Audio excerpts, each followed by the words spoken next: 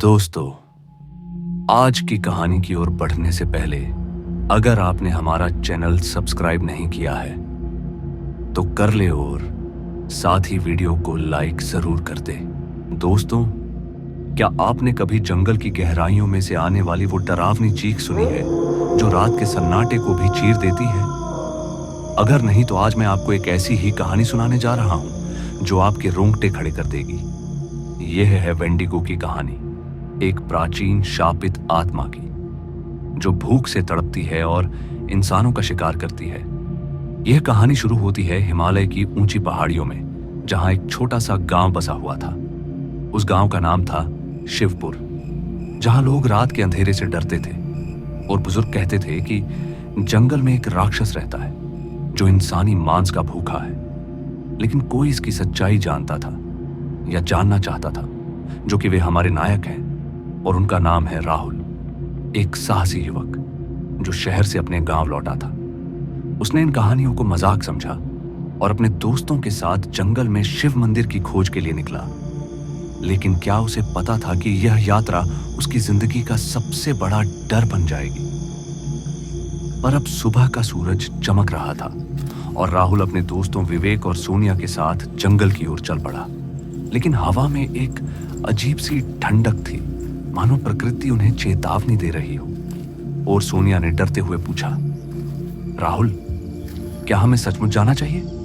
लेकिन राहुल ने हंसते हुए कहा, ये सब तो ढकोसला है, चलो मजा करते हैं। अब जंगल में आगे बढ़ते हुए उन्हें एक पुराना मंदिर दिखाई दिया जिसकी दीवारें काई से ढकी थीं। मंदिर के अंदर एक अजीब सी गंध थी, मानो कोई लंबे समय से वहां मरा पड़ा हो। और तभी विवेक ने कहा, यहां कुछ ठीक नहीं लगता। लेकिन राहुल ने उसे अनसुना कर दिया और अंदर जाने की जिद की। उन्होंने अंदर जाकर देखा कि मंदिर के बीच में एक पत्थर का चबूतरा था जिस पर अजीब सी नक्काशियां थीं। पर राहुल ने उसे छुआ और उसी पल एक तेज हवा का झोंका आया। लेकिन सोनिया चीखी और बोली, देखो, वहां खून के निशान हैं। और अब सबके चेहरे पर डर साफ दिखाई दे रहा था, लेकिन अब पीछे हटना संभव नहीं था। साथ ही रात होने लगी और टीम ने मंदिर में ही रुकने का फैसला किया। उन्हें अंधेरे में एक अजीब सी आहट सुनाई दी, मानो कोई उनके करीब आ रहा हो। तो देखने के लिए राहुल ने टॉर्च जलाया, लेकिन रोशनी में कुछ भी साफ नहीं दिखा। पर उसने खुद को समझाया कि यह शायद हवा है। लेकिन उसका दिल तेजी से धड़क रहा था। अब मध्य रात्रि को एक जोरदार चीख ने सबको जगा दिया। सोनिया ने कहा, यह कोई जानवर नहीं है, यह इंसान की चीख लगती है। तो देखने के लिए विवेक ने बाहर झांका और जो देखा उससे उसका चेहरा पीला पड़ गया, क्योंकि उसने घबराते हुए कहा, वहां कोई लंबा साया है और उसकी आंखें लाल हैं। पर राहुल ने हिम्मत जुटाई और बाहर निकला तो ठीक सामने एक कंकाल जैसा प्राणी खड़ा था, जिसका शरीर पतला था और दांत नुकीले थे। उसकी आंखों में भूख और क्रोध था। और तभी राहुल के मुंह से निकला, यह वेंडिगो है। और वह पीछे हटने लगा, लेकिन रास्ता बंद था। वेंडिगो ने एक भयानक गुर्राहट निकाली और उनकी ओर बढ़ा। सोनिया और विवेक मंदिर के अंदर छिप गए, लेकिन राहुल फंस गया। उसने एक पत्थर उठाया और वेंडिगो की ओर फेंका, लेकिन वह हंसा, मानो यह उसकी ताकत को चुनौती हो। उसने कहा, तुम बच नहीं सकते। और इसी के साथ उसकी आवाज गूंजी।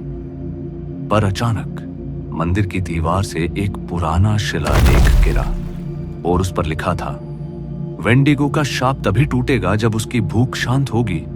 तो राहुल ने सोचा, क्या इसका मतलब है कि हमें उसे खाना देना होगा? लेकिन कौन इतना साहस कर सकता था? अब सोनिया ने एक पुरानी किताब निकाली जो मंदिर में पड़ी थी। उसमें लिखा था कि वेंडिगो एक इंसान था जो भूख से पागल हो गया और शापित हो गया। अब वह केवल इंसानी मांस खाकर जीवित रहता है। पर तभी विवेक चिल्लाया, तो हमें भागना होगा। लेकिन भागने का रास्ता नहीं था। जंगल अब पूरी तरह से शांत हो गया था, मानो सारी प्रकृति वेंडिगो के इशारे पर रुक गई हो। पर राहुल ने एक योजना बनाई, हम उसे भटकाएंगे और मंदिर से बाहर निकलेंगे। लेकिन क्या यह काम करेगा? टीम ने वेंडिगो को लुभाने के लिए कुछ खाने का सामान फेंका, पर वेंडिगो ने उसे सूंघा और एक पल के लिए रुक गया। यह उनका मौका था। वे मंदिर से भागे, लेकिन वेंडिगो की तेज चाल ने उन्हें फिर से घेर लिया, पर उन्हें अंधेरे में एक गहरी खाई दिखाई दी। तो सोनिया ने कहा, यहां कूदना ही एकमात्र रास्ता है। तो राहुल ने हिम्मत की और सबसे पहले कूदा। विवेक और सोनिया ने भी उसका पीछा किया, लेकिन वेंडिगो उनके पीछे था। पर क्या वे बच पाएंगे? पर अब खाई के नीचे वे सुरक्षित उतरे, लेकिन उनका सामान बिखर गया। वेंडिगो ऊपर से नीचे देख रहा था और उसकी लाल आंखें चमक रही थीं। और उसने कहा, तुम मुझसे नहीं बच सकते। और इसी ध्वनि के साथ उसकी आवाज गूंजी। अब सुबह का इंतजार करते हुए वे एक गुफा में छिप गए। गुफा के अंदर एक पुराना चित्र था जिसमें वेंडिगो को मारने का तरीका बताया गया था।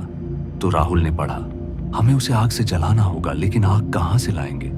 पर विवेक ने अपनी जेब से एक लाइटर निकाला। पर सोनिया ने कहा, यह काफी नहीं होगा।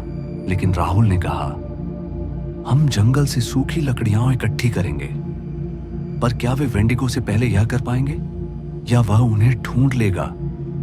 जब वे लकड़ियां इकट्ठी कर रहे थे तो एक जोरदार दहाड़ सुनाई दी और लगा कि वेंडिगो पास आ रहा था।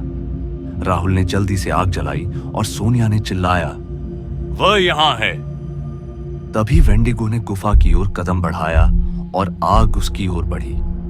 आग ने वेंडिगो को छुआ और वह चीखते हुए पीछे हटा। उसका शरीर जलने लगा, लेकिन उसकी आंखें अभी भी जीवित थीं। और उसने कहा, यह मेरा अंत नहीं है। और इसी के साथ अंधेरे में गायब हो गया। पर सवाल यह है, क्या वह वाकई मरा?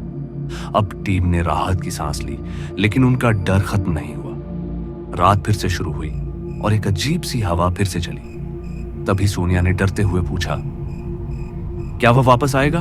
तो राहुल ने कहा, हमें एक गांव तक पहुंचना होगा। अब जंगल से बाहर निकलते हुए उन्होंने देखा कि वेंडिगो के जले हुए निशान हर जगह थे। पर उन्होंने देखा कि एक पेड़ पर खून से लिखा था, मैं तुम्हें ढूंढ लूंगा। पर विवेक ने कहा, यह तो हमारा पीछा कर रहा है, अब क्या होगा? लेकिन जैसे तैसे अब गांव पहुंचते ही उन्होंने बुजुर्गों को सारी बात बताई। तो एक बूढ़े ने कहा, वेंडिगो का शाप केवल तब टूटेगा जब कोई उसकी आत्मा को शांति दे। लेकिन यह कैसे संभव होगा जब वह अभी भी जीवित है? लेकिन अब रात को गांव में एक अनुष्ठान शुरू हुआ। पुजारी ने एक मंत्र पढ़ा और वेंडिगो की चीखें फिर से सुनाई दी। और राहुल ने चिल्लाया, वह यहां है। और सबने देखा कि वेंडिगो गांव की ओर बढ़ रहा है। अनुष्ठान के दौरान एक चमकदार प्रकाश निकला और वेंडिगो का शरीर धीरे धीरे गायब होने लगा। लेकिन उसकी आंखें अभी भी राहुल को घूर रही थीं। उसने कहा, तुम्हारा अंत नजदीक है। और फिर अंधेरा छा गया।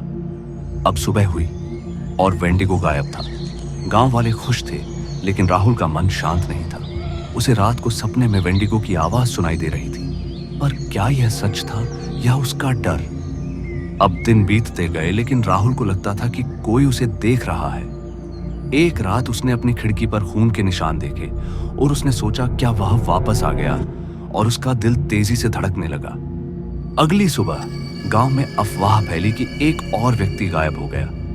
पर क्या वेंडिगो सचमुच मरा था या वह और मजबूत होकर लौटा था? अब राहुल ने फैसला किया कि वह इसका अंत करेगा।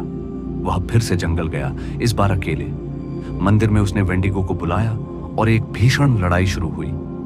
आग, मंत्र और हिम्मत, राहुल ने सब कुछ आजमाया। लेकिन क्या वह जीतेगा या वेंडिगो की भूख उसका शिकार बन जाएगी? दोस्तों, क्या राहुल बच पाया? क्या वेंडिगो का शाप खत्म हुआ? यह रहस्य अभी भी अनसुलझा है।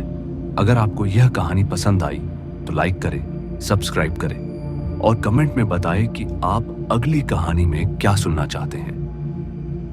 शायद वेंडिगो अभी भी आपकी खिड़की के बाहर हो। सावधान रहें।